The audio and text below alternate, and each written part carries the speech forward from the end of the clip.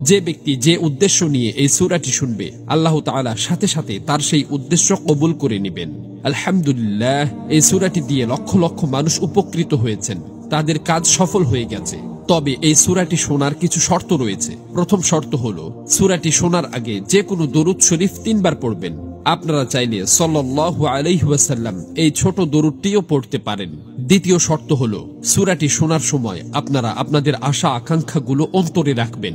এরপর সূরাটি প্রথম থেকে শেষ পর্যন্ত শুনতে হবে। কোনোভাবেই সূরাটি অসম্পূর্ণ রেখে যাবেন না। যদি অসম্পূর্ণ রেখে যান, তাহলে আপনাদের কোনো কাজই সফল হবে না। এজন্য সূরাটি মনোযোগ দিয়ে প্রথম থেকে শেষ পর্যন্ত শুনুন।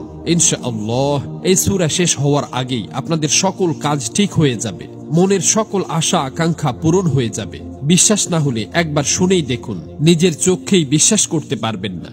মহান আল্লাহর কাছে দোয়া করি, হে আল্লাহ, যারা পবিত্র কোরআনের এই সূরাটি শোনার জন্য গভীর আগ্রহ নিয়ে বসে আছে, আপনি তাদের সকল বিপদাপদ ও বালা মুসিবত দূর করে দিন। তাদের অন্তরে লালিত স্বপ্ন ও অপূর্ণ আশা আকাঙ্ক্ষাগুলো গায়েব থেকে পূরণ করে দিন।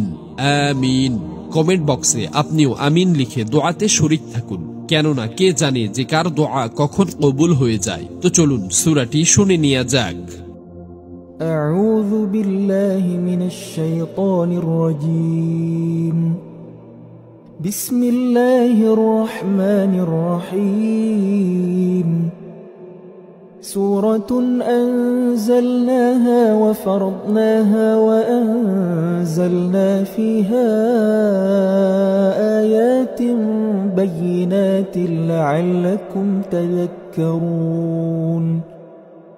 الزانية والزاني فاجلدوا كل واحد منهما 100 جلدة ولا تأخذكم بهما رأفة في دين الله إن كنتم تؤمنون بالله واليوم الآخر وليشهد عذابهما طائفة من المؤمنين.